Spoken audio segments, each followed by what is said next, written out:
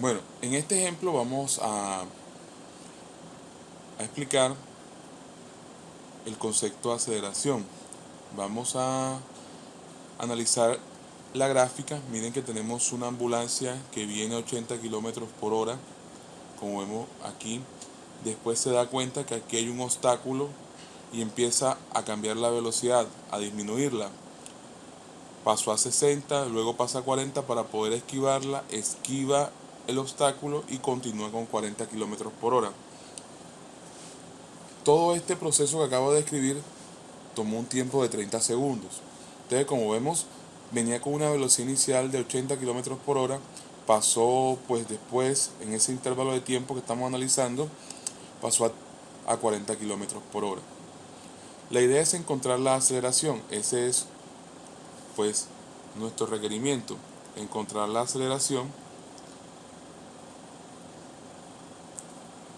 Recordemos que la aceleración no es más que la variación de la velocidad con la variación del tiempo. En este caso, tenemos una variación de la velocidad. Tenemos una velocidad final menos una velocidad inicial, la que termina con la que inició. Entonces, la variación de la velocidad sería inicial son 80 kilómetros por hora. No, disculpen, la velocidad final son 40 kilómetros por hora. Son 40 kilómetros por hora menos la inicial que son 80 kilómetros por hora. Bueno, hay un requerimiento adicional que la aceleración debemos darla en metros por segundo cuadrado. Bien, con esto continúo. Aquí la versión de velocidad sería 40 menos 80 haría menos 40 kilómetros por hora. La pregunta sería, ¿por qué da negativo? Pues hay un cambio de velocidad de una mayor a una menor. Y eso también nos garantiza ese signo negativo de que la aceleración también va a ser negativa, lo cual es lógico y coherente, ya que el vehículo ha sufrido una desaceleración. Pero hay un problema. Aquí tenemos que nos solicitan la respuesta en metros por segundo al cuadrado y tenemos la unidad de velocidad en kilómetros por hora. Necesitamos hacer una conversión de estos 40 kilómetros por hora a metros por segundo. Lo vamos a hacer de la siguiente manera. Entonces, teniendo esto, 40 kilómetros por hora, vamos a hacer la conversión a metros por segundo. Resuelvo 40 kilómetros por hora. Kilómetro debe ir debajo y metros arriba, quiere decir que un kilómetro equivale a 1000 metros. Vamos a poner el cero bien.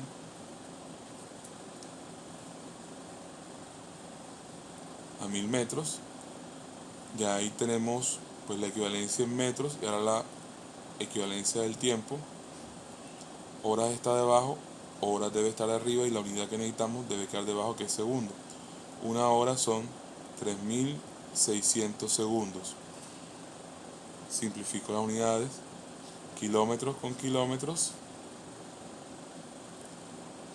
y horas con horas.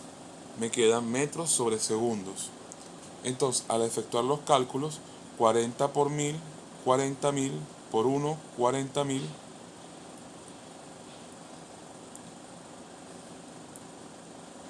40.000 sobre 1 por 3600, 3600. Todo esto da en metros sobre segundos. Al hacer los cálculos obtengo 40.000 entre 3600, obtengo una variación de la velocidad de 11,11 metros por segundo. Quiere decir que 40 kilómetros por hora es lo mismo que decir que 11,11 metros por segundo. Ya teniendo esta equivalencia, que es la variación de la velocidad, ¿sí?, podré calcular entonces la aceleración, recordando que la aceleración es igual a la variación de la velocidad con relación a la variación del tiempo.